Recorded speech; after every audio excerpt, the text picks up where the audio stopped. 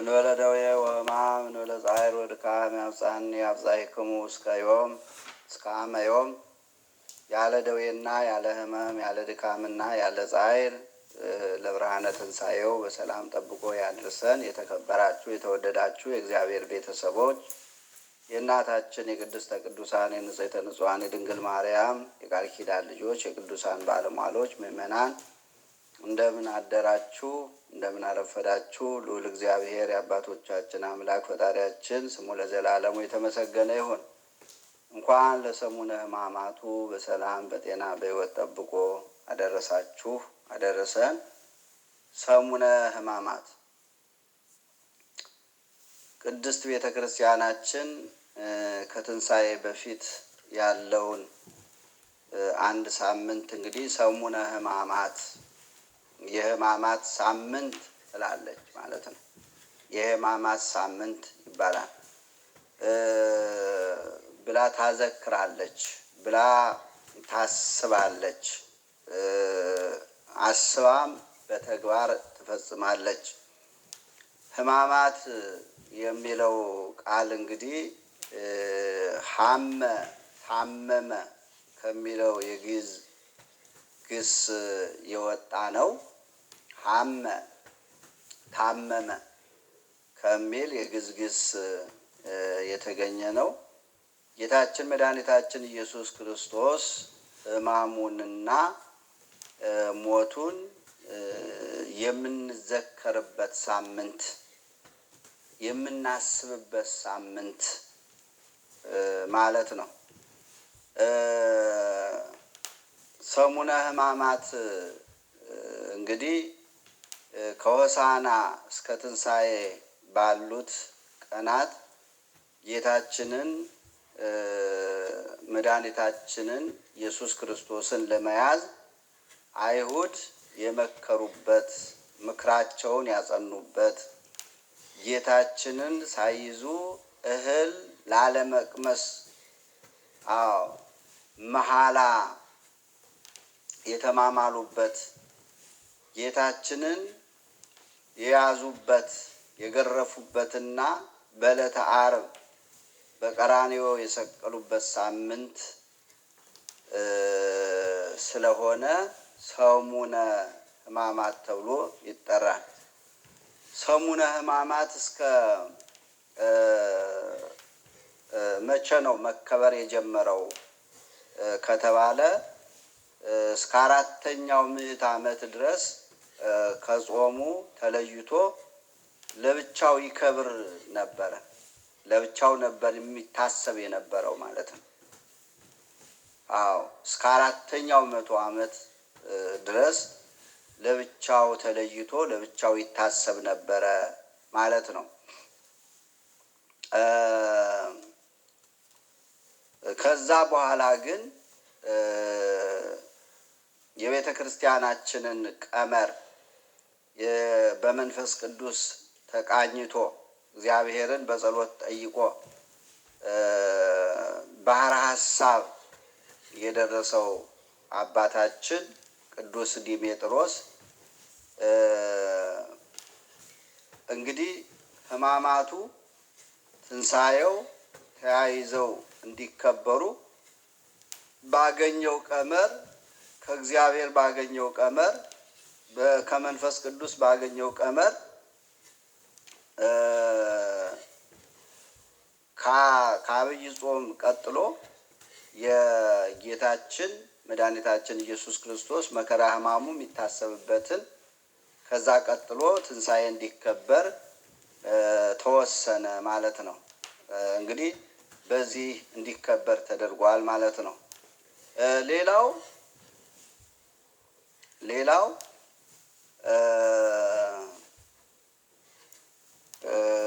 ሰሙነ ሕማማት የኦሪት ዘመን ምሳሌ ነው። ሌላውን ስንመለከተው ሰሙነ ሕማማት የኦሪት ዘመን ምሳሌ ነው። በዘመነ ኦሪት አዳም ከገነት ከተባረረበት እስከ ጌታችን መድኃኒታችን ኢየሱስ ክርስቶስ በቤተልሔም እስከተወለደበት ዘመን ያለው የሰው ልጅ የጽድቅ ስራው ለመንግስተ ሰማያት የማያበቃ ይልቁንም ነቢዩ ኢሳይያስ ጽድቃችን የመርገም ጨርቅ ሆነ ብሎ እንደተናገረው ትንቢተ ኢሳይያስ ምዕራፍ 64 ቁጥር 6 ላይ የምናገኘው ነው። እንግዲህ የአዳም ዘር በሙሉ እስከ ዕለተ ዓርብ ጌታችን መድኃኒታችን ኢየሱስ ክርስቶስ በመስቀል ላይ ሆኖ እስካዳንን ድረስ በዲያብሎስ ባርነት ስር ነበርን ማለት ነው። ስለዚህ ጽድቃችን የመርገም ጨርቅ ሆነብን ያለው ነቢዩ ኢሳይያስ ስለዚህ ነው።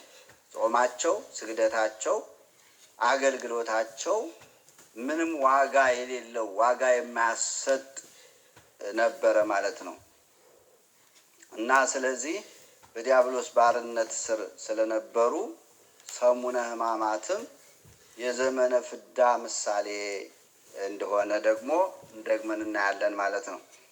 ይህንንም ለማሰብ በቤተ ክርስቲያናችን ስርዓት መሰረት በሰሙነ ሕማማት ከጸሎተ ሐሙስ በስተቀር ቅዳሴ አይቀደስም። በቤተ ክርስቲያናችን በሰሙነ ሕማማት ቅዳሴ አይቀደስም፣ ስብሐተ ነግ አይደርስም፣ ስርዓተ ማሕሌት፣ ስርዓተ ተክሊል፣ ጸሎተ ፍትሐት አይጸለይም፣ ጸሎተ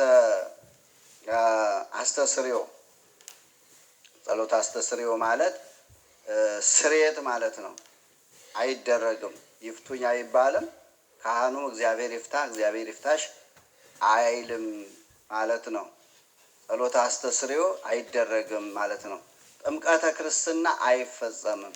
በመስቀል መባረክ፣ ኑዛዜ መስጠትና መቀበል እግዚአብሔር ይፍታህ እግዚአብሔር ይፍታሽ ማለት አይኖርም ማለት ነው። እንግዲህ ከዚህ የተዘረዘሩትን የቤተ ክርስቲያናችን ስርዓቶች አስቀድሞ በዕለተ ሆሳዕና ይከናወናሉ ማለት ነው። በዕለተ ሆሳዕና ይከናወናሉ። በሰሙነ ሕማማት ከዚህ ዓለም በሞት የሚለይ ሰውም የጸሎተ ፍትሐት ወይም ጸሎተ ፍትሐት አይደረግለትም። ይህ ማለት በዕለተ ሆሳዕና በአካለ ሥጋ እያለን ካህናት አባቶቻችን የፍትሐት ጸሎት ያደርጉልናል ማለት ነው። ሰሙነ ሕማማት የተለየ ሳምንት ስለሆነ ማለት ነው። የተለየ ሳምንት ነው። ይሄ ሳምንት የተቀደሰ ሳምንት ነው። አዎ ሌላው እንኳን ስጋዊ ደስታ፣ ሳቅ፣ ስላቅ፣ ጨዋታ መንፈሳዊ ደስታም የተከለከለ ነው ማለት ነው። ከበሮ አይመታም። በአጠቃላይ ቤተ ክርስቲያን ስታገለግል አገልግሎት ስትሰጥ የነበረቻቸው አገልግሎቶች ሁሉ ይቆማሉ፣ በግብረ ሕማሙ ይተካሉ ማለት ነው። ይህንን ማወቅ መረዳት ያስፈልጋል። ሌላው በሰሙነ ሕማማት ምዕመናን ርስ በርስ በመሳሳም ሰላምታ አይለዋወጡ።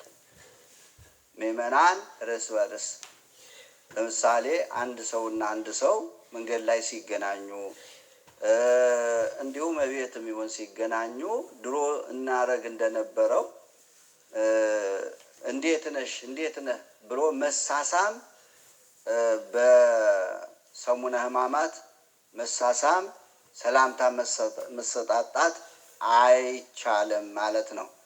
ለምን? ይሁዳ ጌታችን መድኃኒታችን ኢየሱስ ክርስቶስ በመሳም አሳልፎ ሰጥቶታልና።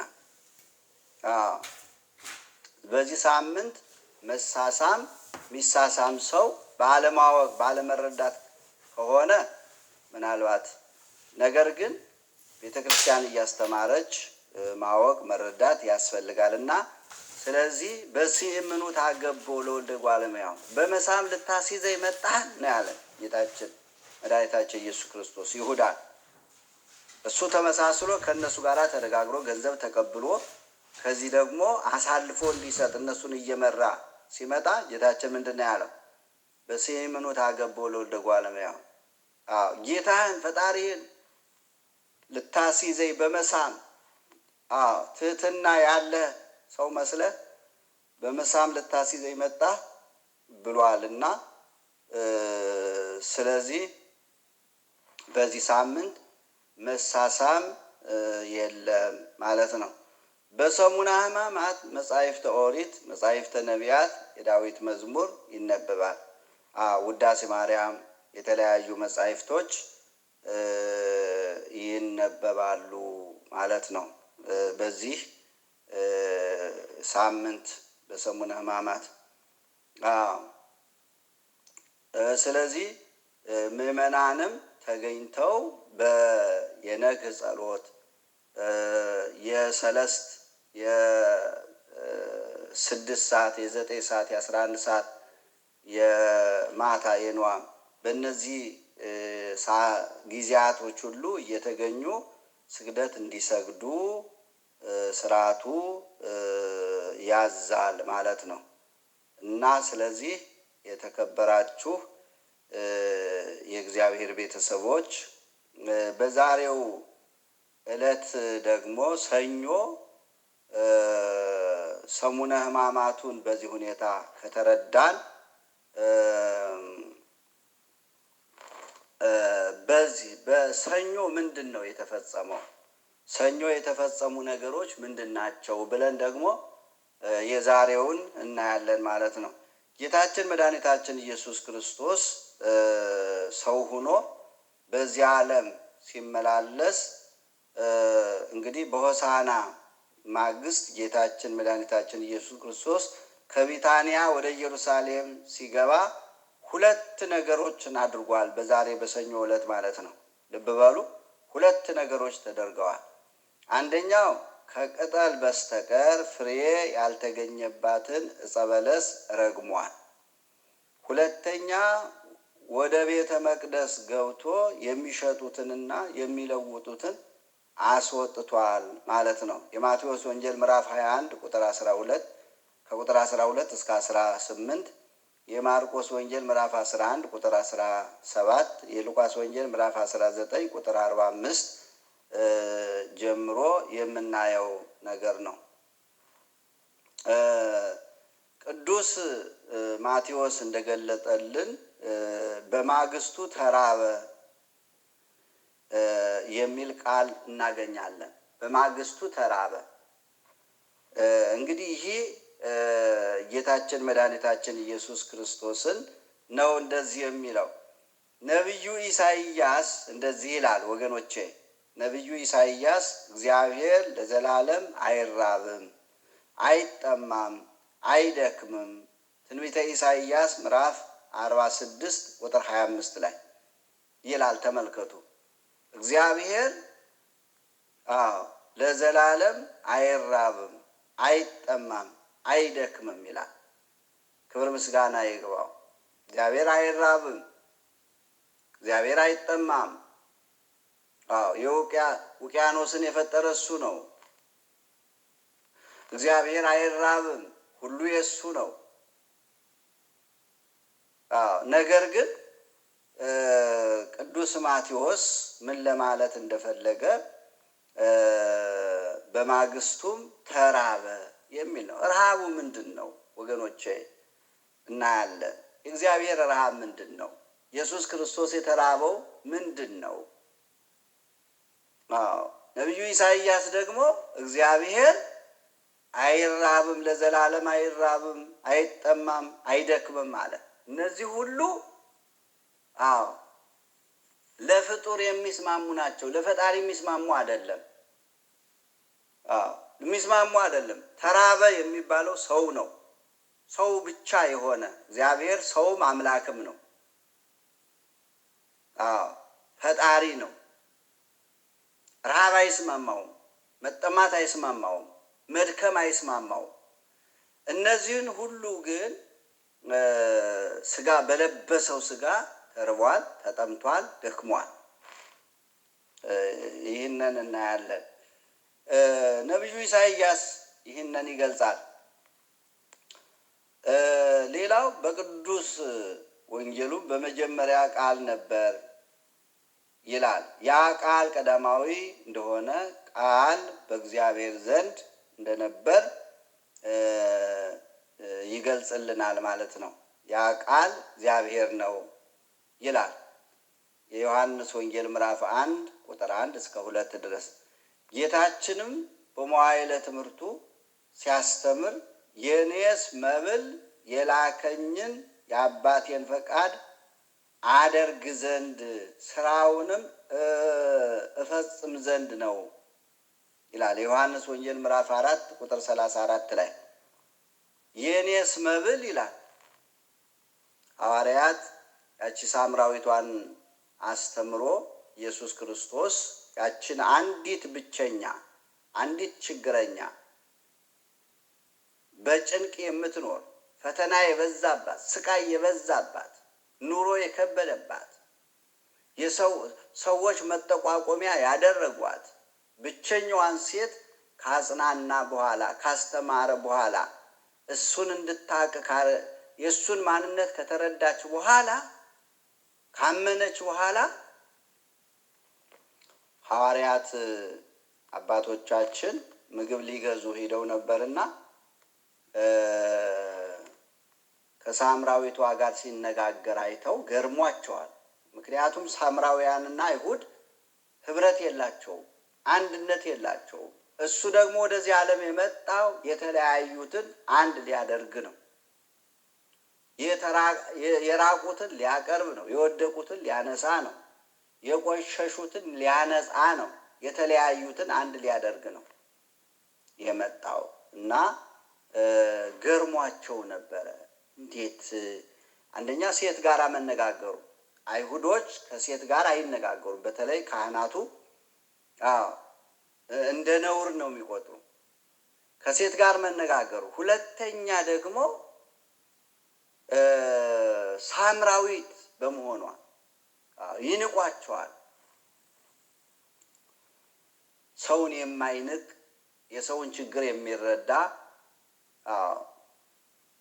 የኛ አምላክ የኛ ፈጣሪ ግን ያችን ብቸኛ ሴት አጽናንቶ አስተምሮ ካሳመናት በኋላ ይሄንን ነገር እነሱም ገርሟቸው ሲጠይቁት የኔስ መብል አለ። ምንድነው ያለ? የኔ መብል የላከኝን የአባቴን ፈቃድ መፈጸም ነው፣ ማድረግ ነው። ወደዚህ ዓለም የላከኝ ውረድ ተወለድ ብሎ እግዚአብሔር አብ ወደዚህ ዓለም መከራ እንድቀበል እንዳስተምር የጠፋውን እንድፈልግ ነው። ይሄ ነው የኔስ ምግቤ። ስለዚህ ምግብ አያስፈልገውም ማለት ነው። ምግብ አያስፈልገውም። በለበሰው ስጋ ነው እንጂ እግዚአብሔር ረቂቅ ነው። እግዚአብሔር መለኮት ነው። እግዚአብሔር አይጨበጥም። እግዚአብሔር አይዳሰስም። እና በለበሰው ስጋ ግን የእመቤታችን የቅድስት ድንግል ማርያምን ስጋ ተዋህዶ ሰው ስለሆነ ስለዚህ ተራበ፣ ተጠማ፣ ደከመ የምንላቸው ነገሮች ሁሉ ለስጋ ናቸው የሚስማሙት ማለት ነው። ስለዚህ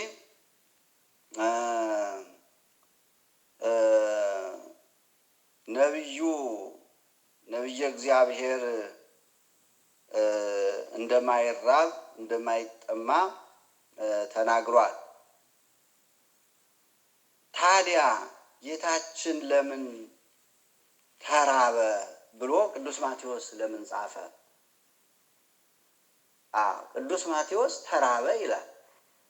ጌታችን ታዲያ ከምንድን ነው የተራበው? ወገኖቼ ልናስተውል በጣም የሚገቡ ነገሮች አሉ። ጌታን ያስረበው የጌታ ረሃብ ምንድን ነው? ጌታ የተራበው ከምንድን ነው? እነዚህን ማየት ያስፈልጋል። ሰማያውያን መላእክት እንዳይራቡ አድርጎ የፈጠረ እስራኤልን ገበሬ በማያርስበት ዘር በሌለበት ዝናብ በማይጥልበት ምድረ በዳ የመገበ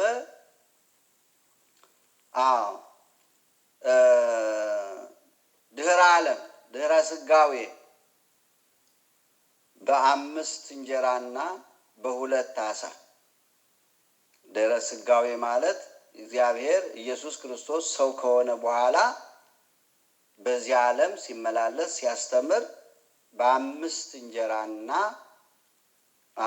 በ2 ዓሣ ከ5000 የሚበልጡ ሰዎችን የመገበ ተራበ ተብሎ ሲነገር እጅግ ይደንቃል ማለት ነው። እጅግ የሚደንቅ ነው ወገኖቼ። በ5 እንጀራ በ2 ዓሣ ከ5000 የሚበዙ ሰዎችን አጠገበ። ጠግበው እንዲያውም 12 መሶብ ተረፈ ነው የሚለው እና ነቢዩ ኢሳይያስም እግዚአብሔር አይራብም፣ እግዚአብሔር አይጠማም፣ እግዚአብሔር አይደክምም አለ። እሱም ራሱ ባለቤቱ ለሐዋርያት የኔ ረሃብ የኔ ጥም የኔ ምግብ የተላኩትን መፈጸም ነው ብሏል። እንግዲህ ይሄ ከሆነ ወገኖቼ አምላካችን ምንድነው የተራበው ነው? ምንድነው የተራበው? እጅግ የሚደንቅ ነው ወገኖቼ። እና እንዲህ አድርጎ የተራቡትን ያጠገበ እስራኤል ከባርነት ወጥተው በምድረ በዳ ሲጓዙ በዓለት ላይ ውሃ ያፈለቀ መና ከሰማይ አውርዶ ሲመግባቸው የነበረ መላእክትንም ቅዱሳን አድርጎ ንጹሐን አድርጎ ምግብ የማይፈልጉ አድርጎ የፈጠራቸው እና እግዚአብሔር ተራበ ሲባል ረሃቡ ምንድነው ነው? ረሃቡ ምንድነው? ልንረዳ ይገባናል።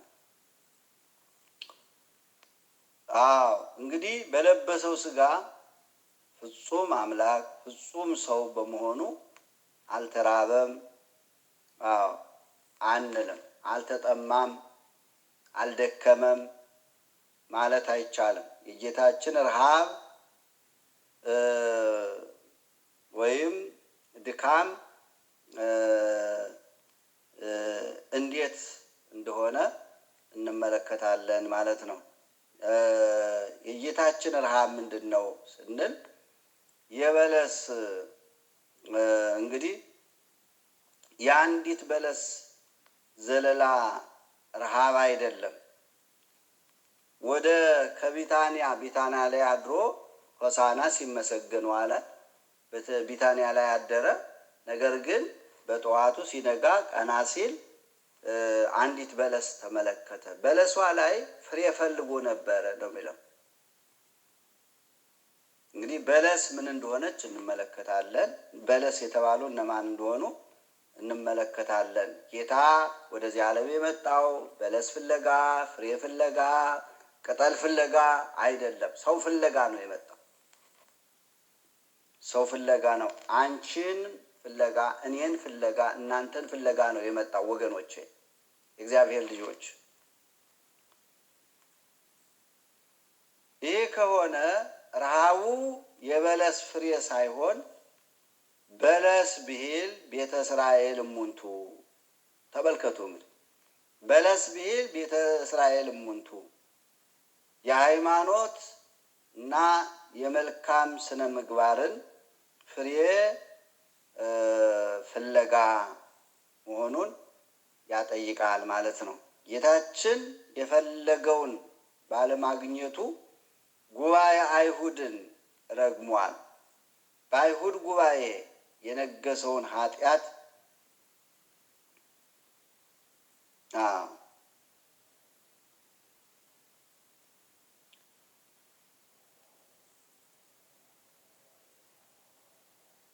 በአይሁድ ጉባኤ የነገሰውን ኃጢአት ረግሟል ወገኖቼ።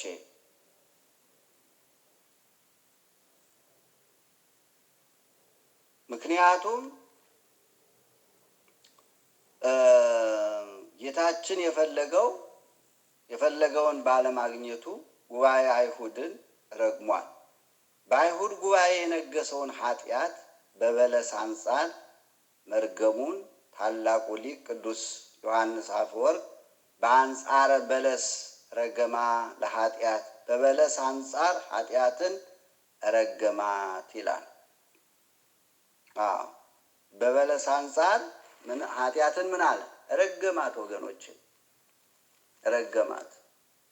በለስ የተባሉት ቤተ እስራኤል ናቸው። ወገኖች ሰዎች ናቸው። እስራኤል ዘሥጋ ናቸው።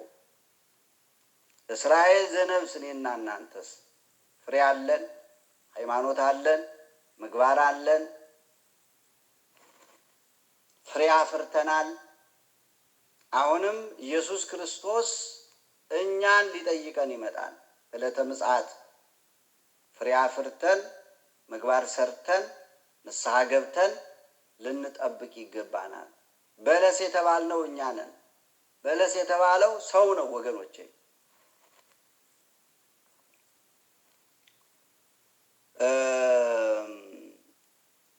እስራኤል በአንድ ወገን የተጠበቀባቸውን ባለማፍረታቸው ተረግመዋል ማለት ነው።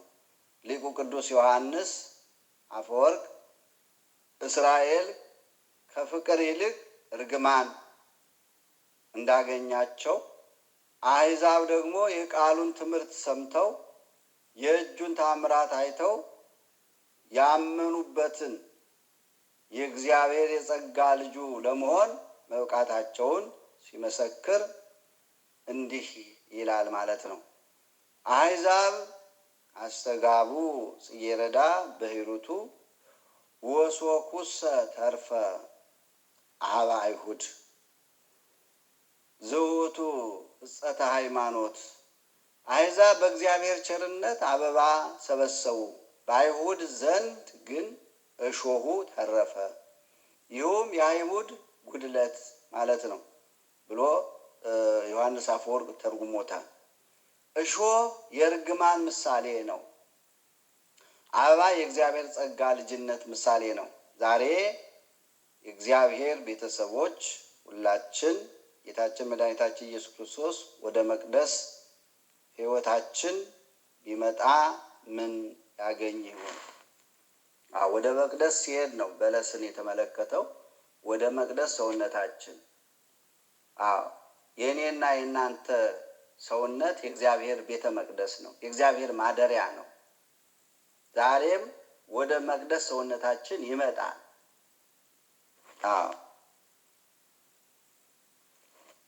ስለዚህ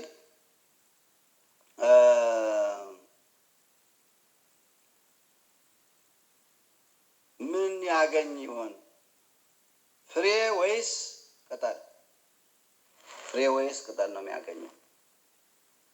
እግዚአብሔር ቃል ለንስሐ የሚገባ ፍሬ አድርጉ ይለናል። ማቴዎስ 3:8 ላይ እግዚአብሔር ፍሬ ፍለጋ ሲመጣ ወደኛ ሃይማኖት ፍለጋ፣ ምግባር ፍለጋ፣ ፍቅር ፍለጋ ሲመጣ ፍሬ ነው አፍርተን መጠበቅ ያለብን ወይስ ቅጠል ብቻ? ቅጠል ሁነን ነው መገኘት ያለብን? ፍሬ አፍርተን ነው መጠበቅ ያለብን። የሃይማኖት ፍሬ፣ ለንስሐ የሚገባ ፍሬ አድርጉ ይለናል።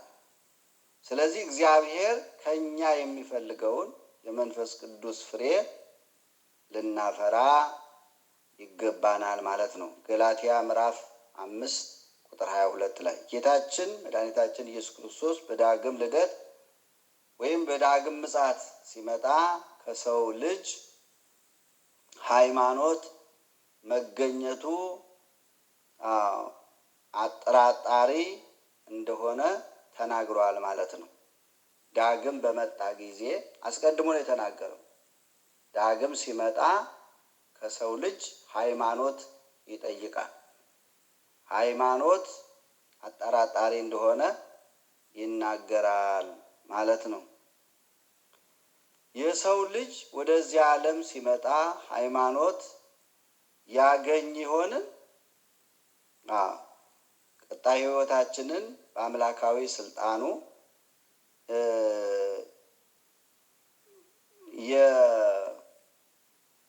የቃኝ አምላክ በመጣ ጊዜ የእምነት ፍሬ አፍርተን ከእግዚአብሔር ዘንድ ዘላለማዊ ፍቅሩን ለማትረፍ ልንተጋ ይገባናል ማለት ነው። ወገኖቼ የእግዚአብሔር ልጆች እንግዲህ ሰኞ እነዚህ ነገሮች በዕለተ ሰኞ ተከናውነዋል ማለት ነው። አንዱ ይሄ ነው። በዕለተ ሰኞ የተከናወነው አንጽሖተ ቤተ መቅደስ መርገመ በለስ ነው። አንዱ በለሲቱ ማን እንደሆነች ተመልክተናል። ሌላው አንጽሖተ ቤተ መቅደስ ነው። በዚች ዕለት መድኃኒታችን ኢየሱስ ክርስቶስ ወደ ቤተ መቅደስ ሄደ። በዚያም በደረሰ ጊዜ ቤተ መቅደሱ የጸሎት የመስዋዕት ቤት መሆኑ ቀርቶ የንግድ ቤት ሆኖ አግኝቷል ማለት ነው። ቤቴ የጸሎት ቤት ይባላል፣ እናንተ ግን የወንበዴዎች ዋሻ አደረጋችሁት ብሎ የሚሸጡትን ሁሉ ገለበጠባቸው፣ ገርፎ ማስወጣቸው። ይሁም የእርሱ ቤተ መቅደስ የሆነውን ሰውነታቸውን ኃጢአት ሰፍኖበት ቢያገኘው ራሱ ገርፎ ገርፎ አስወጣቸው ማለት ነው። ገርፎ አስወጣቸው። ነገር ግን ገርፎ ራሱ ደግሞ ተገርፎ መከራ መስቀሉንም ሁሉ ተቀብሎ ከሰውነታችን ኃጢአት ሁሉ እንዳራቀልን የሚገልጽ ነው ማለት ነው። ቤተ መቅደሱን አጸዳ።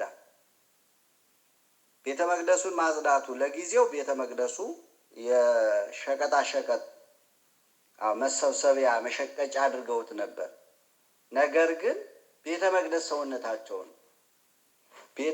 ሰውነታቸውን እሱ መከራ ተቀብሎ በሰውነታቸው ውስጥ የነበረውን ሸቀጣ ሸቀጥ አስወግዶ የእሱ ማደሪያ አድርጓል ማለት ነው። ወገኖቼ በሰውነታችን ያለውን ሸቀጣ ሸቀጥ፣ ዝሙት፣ ኃጢአት፣ ምቀኝነት፣ ዘረኝነት ይህንን ሁሉ ልናስወግድ ይገባል። የእሱ ማደሪያ ነዋ ሰውነታችን። የእግዚአብሔር ልጆች የእግዚአብሔርን ቤተ መቅደስ ለጊዜው ቤተ መቅደሱ ነው ያጸዳው። ነገር ግን የእነሱን ሰውነት ቤተ መቅደሳቸውን ነው እየነገራቸው ያለው። ዛሬ እኔና እናንተ የእግዚአብሔር ማደሪያ የሆነው ሰውነታችን ቤተ መቅደስ ለእግዚአብሔር እንደሚገባው ነው አድርገን ያለ ነው። በብዙ ነገር አቆሸነዋል፣ በብዙ ነገር አርክሰነዋል። ስለዚህ ቤተ መቅደስ አንጽሖተ ቤተ መቅደስ ቤተ መቅደሱን ያጸዳበት ነው። ዛሬም እኛ ልናነጻው ይገባል። ዘረኝነቱን፣ ምቀኝነቱን፣ ሰላም ማጣቱን፣ ፍቅር ማጣቱን የእሱ ማደሪያ ስለሆነ ሰውነታችን እና እግዚአብሔር ልጆች ቤተ መቅደስ ሰውነታችንን አስወግደን የእሱ ማደሪያ እንድናደርገው በለስ የተባሉ ቤተ እስራኤል ዛሬም በለስ እስራኤል ዘነፍስ እኛ ነን። እግዚአብሔር አይራብም፣ አይጠማም፣ አይደክምም። ነገር ግን ከኛ ሃይማኖት፣ ምግባር፣ ፍቅር ፈልጎ መጥቷል። እነዚህን ሁሉ ሲያጣ ይራባል። ረሃቡ ይሄ ነው። ሰሙነ ሕማማቱን ይባርክልን፣ ለብርሃነ ትንሣኤው በሰላም ያደርሰን።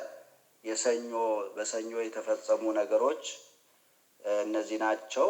አንደኛ አንጽሖተ ቤተ መቅደስ፣ ሁለተኛ መርገመ በለስ ናቸው። እነዚህ ሁለት ነገሮች ተፈጽመዋል። ነገ ደግሞ የነገውን ታሪክ ዕለቱን እንመለከታለን ማለት ነው። ለብርሃነ ትንሣኤው በሰላም ያደርሰን። አሜን።